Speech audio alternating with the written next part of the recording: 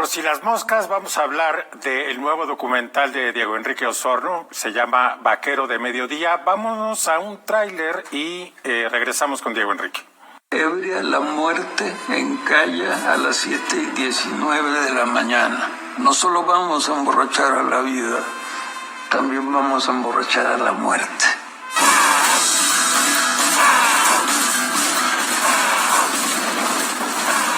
Vengo a presentar una denuncia por la desaparición de un amigo, Diego Osorno. Samuel realmente era un poeta inspirado. No parece lo que hicieron una detective. Es lo que me dicen la mayoría de los clientes. Si quisiera que me ayudara con la búsqueda del poeta. Andamos buscando a otra persona. Nos dicen que aquí trabajabas afuera de este bar. Se parece a Barrio. Barrio, su nombre es Samuel David Loyola García. No veo cuál es el libro que tiene en la mano. Su gran libro. Editorial Vuelta. Híjole, o sea, si era un hijo pródigo para don Octavio. Octavio Paz me llamó y me dijo, tenemos que publicar este libro. Todos sabíamos que era un poeta de veras. Yo sé que eres la esfinge, el sueño que asusta con palomas. La mujer que dispara con su risa la antigua ballesta de los sentidos. Este poema me sorprende. Ojalá que Samuel esté vivo. Me andaban buscando mi gente. La propia historia de la poesía ha creado sus mitos y está muy asentado el mito del poeta vagabundo. La poesía se mueve sola, los poetas también. Samuel es el arcanocero, es el loco, es el nómada, es el viajero. Está loco, pero está mirando al cielo. Samuel es un gran poeta, pero es insoportable, cabrón, no lo quiero ver. Es un maldito y de repente era también un noble. Hola, amigos. Soy el Pato Lucas. Pues a veces le digo, saca el guachicol. ¿Cuál pinche guachicol? No, por favor. ¿Qué te dije a ti, güey? Pues no, vete a la verga. Siempre acabamos mal o perseguidos. La próxima vez que venga Samuel, me lo detienes, porque él y yo nos debemos una pelea. Para mí lo más fascinante de Samuel no es que no lo encontramos, la vida que vivió. Para mí lo más fascinante de Samuel es su poesía. ¿Él tiene algún apodo? Algunos poetas le decían Vaquero del Mediodía. Diego, pues me da muchísimo gusto tenerte aquí. Finalmente pudiste cocinar este documental, una historia que has estado entreteniendo desde hace muchos años. Así es, querido Guillermo, me da mucho gusto también estar aquí en Por si las moscas. Oye, Diego, cuéntanos un poco de tu involucramiento personal en esta historia, porque hay parte también de tu propia biografía involucrada en este asunto. Bueno, hace 11 años, en 2009, recuerdo que decidí buscar a Samuel para invitarlo a tomar una cerveza y platicar, porque yo había ya terminado de hacer una reflexión personal, muy personal, sobre mi relación con el periodismo. Yo en algún momento de mi vida tuve el desvarío de querer ser poeta y precisamente fue el haber conocido a Samuel lo que impidió que yo me sumara a esa larga lista de poetas fallidos, ¿no? Que sin duda yo hubiera encabezado antes que ninguna otra persona. Y de ahí optar por el periodismo, que era algo que también me interesaba, pero fundamentalmente yo me sentía un poeta en mi adolescencia, en mi juventud, y había logrado como reflexionar con mucha satisfacción que me sentía bien siendo periodista, o sea que no me sentía haciendo un oficio de segunda opción, sino que en realidad quizá mi vocación sí era la de un reportero. Y quería compartirle eso, o sea, estaba yo como muy, muy contento, había cubierto algunas cosas en Líbano y en Siria, estaba escribiendo pues contigo en Gato Pardo, no sé, como que me sentía más contento con el oficio de reportero que nunca, y Samuel siempre estaba presente con su personalidad apabullante que me inhibió a ser poeta.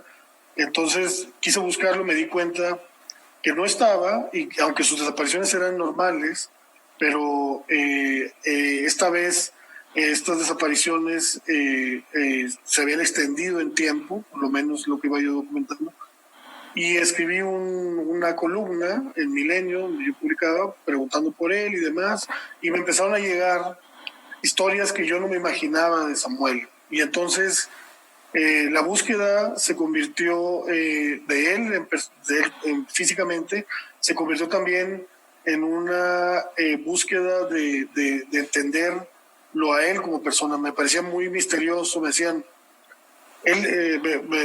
por ejemplo, recuerdo muy bien que algunos de los que estuvieron muy cerca de él y que podían ser hasta sus mejores amigos me decían que era mentira que Samuel había estado en Nicaragua, que nunca había sido sandinista, que él lo había inventado. Pero por otro lado, alguien me decía que sí, o me decían que había estado con Guillermo del Toro, por ejemplo, trabajando en Hellboy en alguna vez. O sea, era como una gran cantidad de historias que me atraían. Y entonces la búsqueda de él físicamente se convirtió también en una forma de tratar de construir su biografía a partir de esta búsqueda. Y bueno, el recorrido fue largo, no siempre pensé en un documental. O sea, al principio era una búsqueda, quizá un texto, quizá algo, y en cierto momento se volvió para mí muy claro que lo que tenía que hacer era documentar, porque las personas que me iba encontrando tenían unos rostros, tenían una forma de contar las cosas que era difícil plasmarlo en un texto, porque los lugares donde Samuel había estado antes de desaparecer también tenía una peculiaridad. Entonces ahí fui improvisando. Me acuerdo que los teléfonos todavía no eran cámaras como hoy. Yo tenía una camarita flip y entonces la tenía siempre y a cualquier pretexto aprovechaba para entrevistar a muchas personas. Tú fuiste una de ellas, entre decenas de personas, ¿no? Eso fue como la investigación previa al documental, antes de salir ya a filmar con una producción más en forma. Oye, Diego, me interesa mucho esta relación entre poesía y periodismo, porque también en el documental creo que encuentras una versión poética del reportaje. Bueno, o sea, me lo han puesto en redes y todo, y ahora que me lo dices tú, me halaga, y no sé, yo recuerdo que cuando empecé a trabajar en una redacción en forma, una manera de insultarte como periodista era decirte que eras un poeta. O sea, te decían, ya, güey, o sea, escribe bien la nota, no seas poeta. Entonces, obviamente no muchos de mis compañeros sabían este pasado que yo tenía de poeta fallido, pero sí, la verdad es que la poesía siempre ha estado presente para mí como lector, por lo menos. Yo no sé si algunos de los trabajos hayan rozado la poesía, que si eso ocurre, pues yo me sentiría muy feliz, pero lo que sí es que la lectura de la poesía siempre me ha acompañado. En las coberturas más oscuras, más tristes, más trágicas, mi manera de compensar esa oscuridad que se te mete como reportero de asuntos de este tipo era leyendo poesía, él leyendo poesía. O sea, prácticamente yo trato de leer casi todos los días, en las noches, algo de poesía, y cuando estoy en coberturas más intensas leo más poesía, porque siento que sí me redime un poco, ¿no? Muy bien, Diego, vámonos a un corte y regresamos contigo.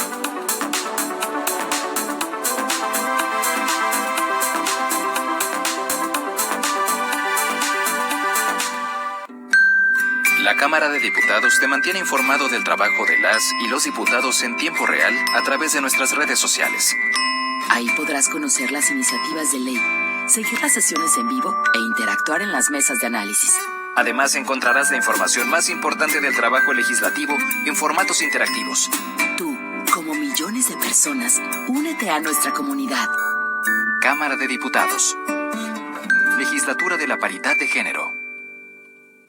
Por si las moscas, estamos de regreso. Yo soy Guillermo Osorno, estoy hablando con Diego Enrique Osorno. Hablamos de su documental Vaquero de Mediodía, que tiene que ver con Vaquero de Medianoche, ya nos explicará Diego. Y Diego, hay otra cosa que me llama mucho la atención de este documental sobre Samuel Noyola, que fue un poeta muy importante para mi generación, poeta que solamente escribió 3 libros y después fue desapareciendo paulatinamente hasta ya no sabemos en dónde está, y de eso trata tu documental. Pero hay otra parte que me interesa mucho que exploremos, es la cultura del norte. Hay una manera de los norteños de acercarse a la literatura que es distinta a la manera en que lo hacemos la gente de la capital. Y ese reflejo de cómo se acerca el norte a la literatura o a la poesía o a distintas manifestaciones de arte me interesa mucho en esta exploración.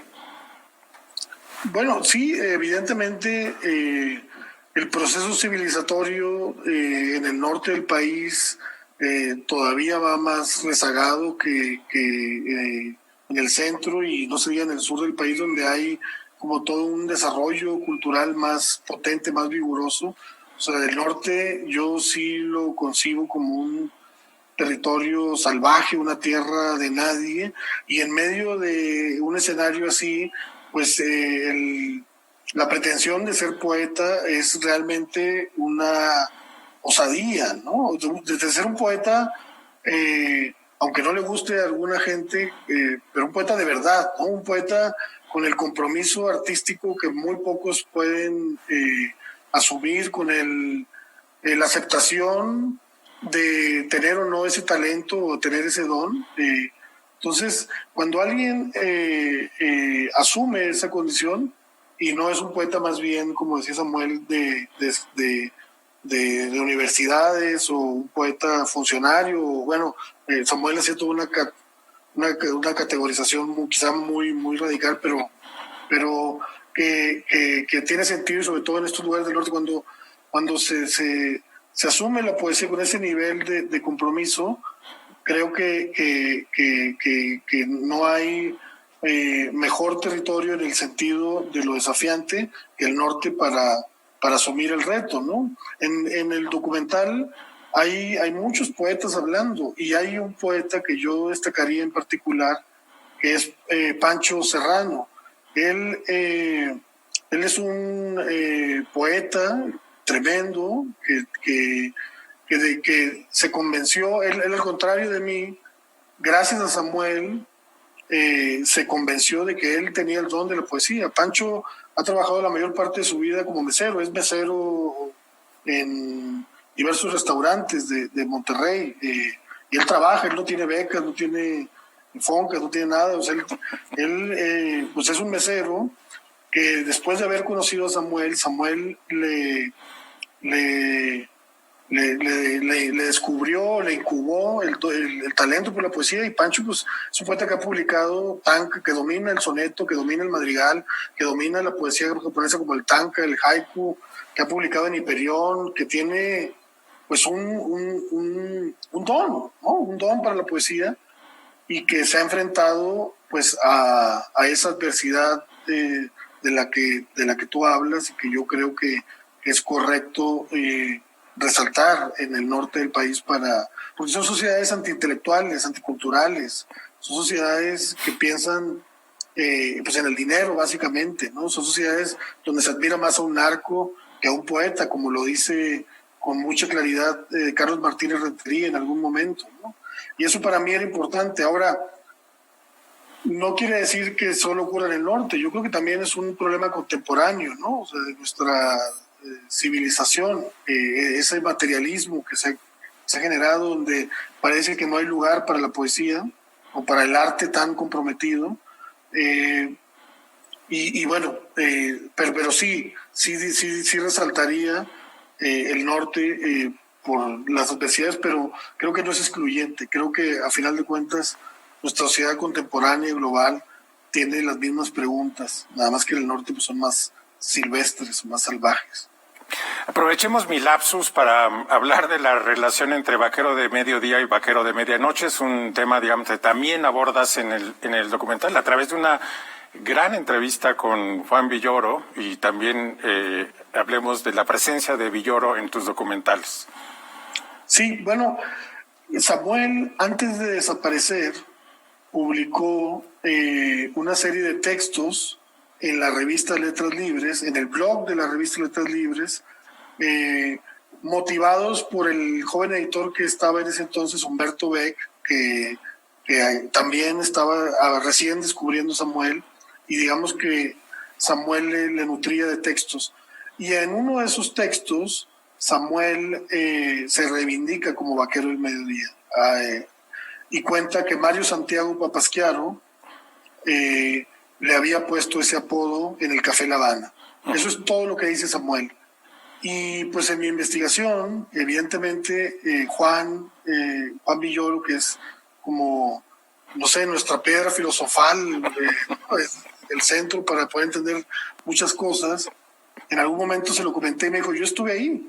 Y entonces fue para mí maravilloso y no sorprendente, porque Juan es alguien que puede encajar perfectamente en cualquier tipo de historia de nuestros últimos años en el país, ¿no? Yo hacía el pésimo chiste de que en mis documentales no salía Juan, porque, no sé, Juan sale casi en muchos documentales y siempre con su elocuencia, su brillantez, como que termina por ayudarte a entender lo que estabas viendo en el documental, sobre todo si el documental no estaba bien contado, aparece él y dices, ok, ya entendí de por qué la ballena se mueve así o hace esto, ya entendí por qué el hockey, no sé qué, ¿no? Pero aquí Juan pues es un testigo directo de esta anécdota que Samuel, que yo retomo porque me parecía que Samuel estaba dejando antes de desaparecer ese mensaje: yo quiero ser el vaquero del mediodía.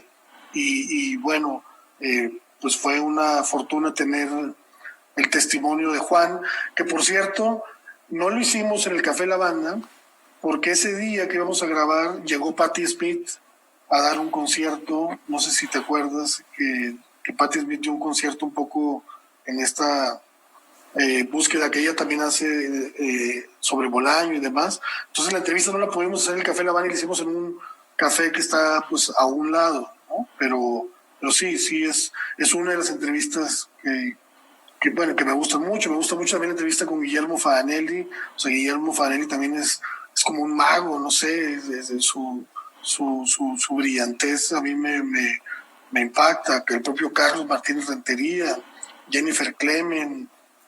O sea, sí hay un coro de voces de mucha luz, creo, en el documental.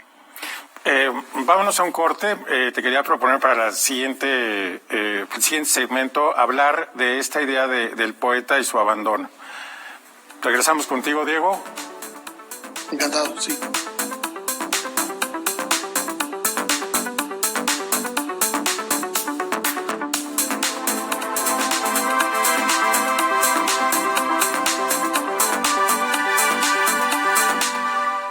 Cada año, el Senado confiere la medalla Belisario Domínguez para recordar al senador chiapaneco que dedicó su vida al servicio de la patria. ¿Conoces a una mexicana o mexicano que destaque por su ciencia o virtud en grado eminente? Envía postulaciones al sitio web medallabelisario-domínguez.senado.gov.mx. Fecha límite 20 de noviembre. Senado de la República. Cercanía y resultados.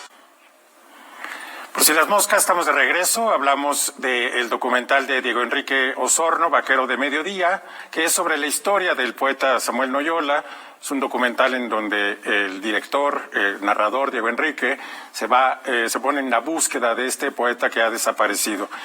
Diego, uno de los temas importantes en tu documental es esta idea del abandono, que en el caso de Samuel es absolutamente radical. Es decir, alguien que nos enteramos en una parte del documental que fue abandonado por su padre en una temprana edad. Él tenía 1 año, dice el hermano.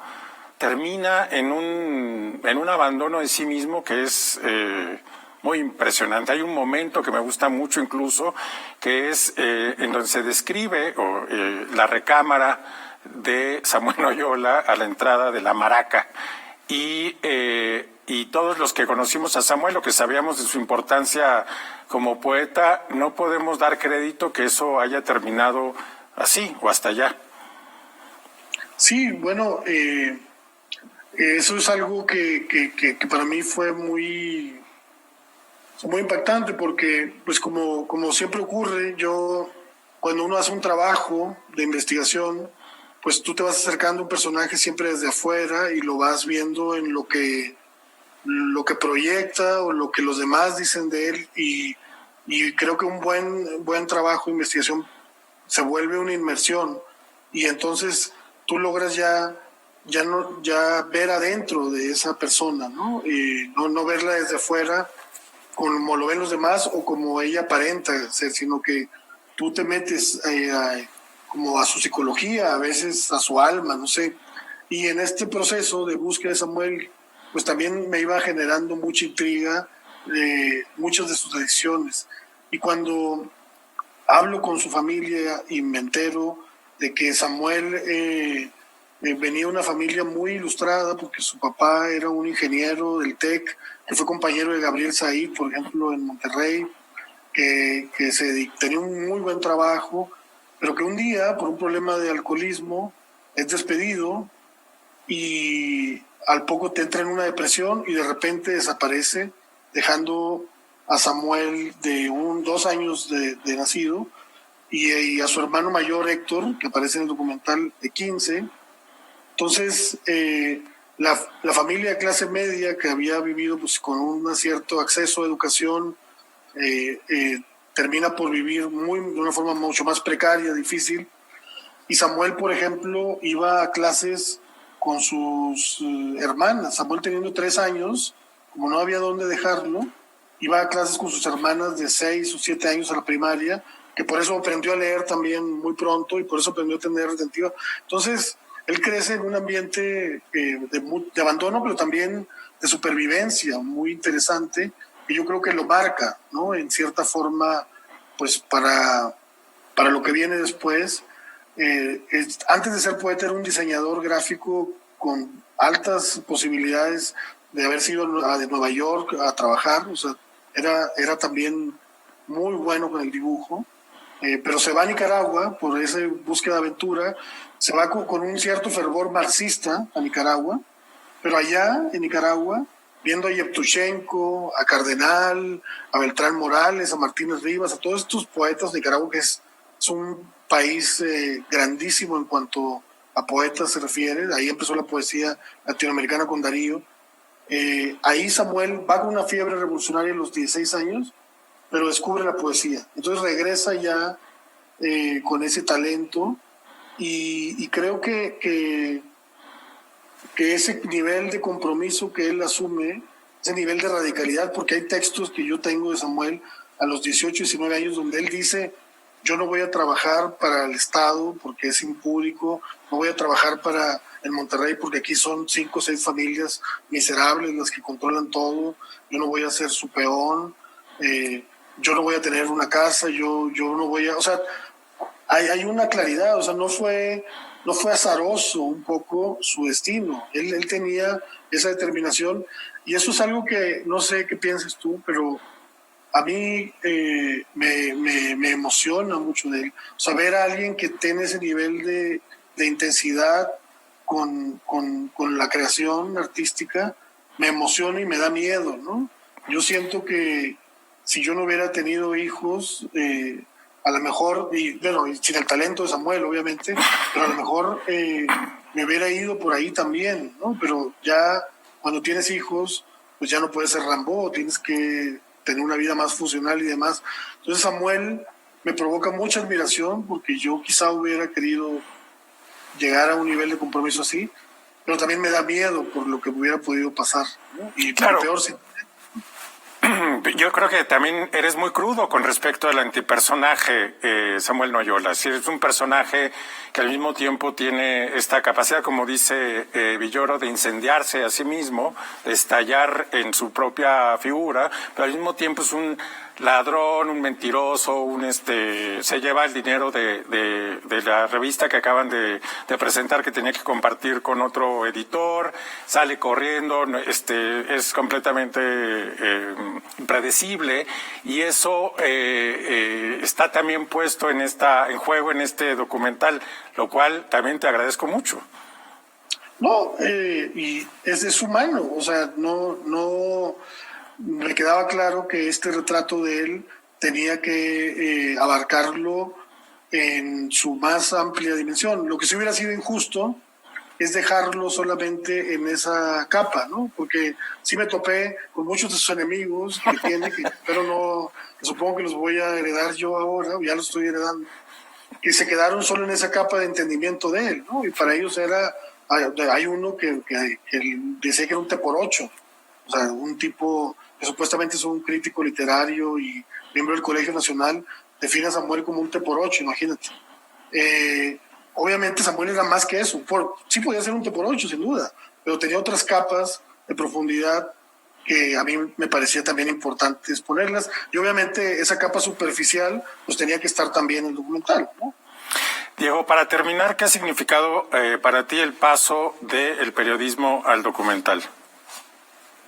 No lo sé, o sea, yo estoy como moviéndome, contando historias, y de repente unas historias adquieren una vida más orgánica, siento yo, a través de la palabra, otras a través de la imagen. Ahora estoy haciendo podcasts, por ejemplo, el próximo año vamos a hacer unos podcasts que yo, por ejemplo, siento que esa historia que voy a sacar en podcast no la podía contar ni con un documental audiovisual ni con un texto, sino que se tenía que contar con un podcast, porque tiene que ver con llamadas telefónicas.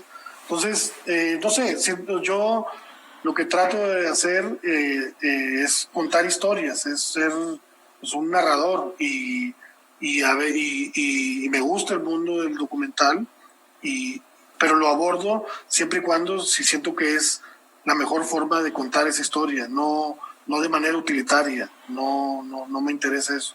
Muy bien. Diego, pues se nos ha terminado el tiempo. Muchísimas gracias y muchas felicidades por este documental. Y al público decirle que tenemos 3 libros de regalo, 3 libros, el acceso a el libro Un vaquero cruza en la frontera en silencio, que es otro reportaje de Diego Enrique que también tiene una alta calidad poética. Síganos en redes sociales, @Guillermo Sorno, y nos despedimos. Nos vemos aquí en Por si las moscas el próximo sábado a las 6:30.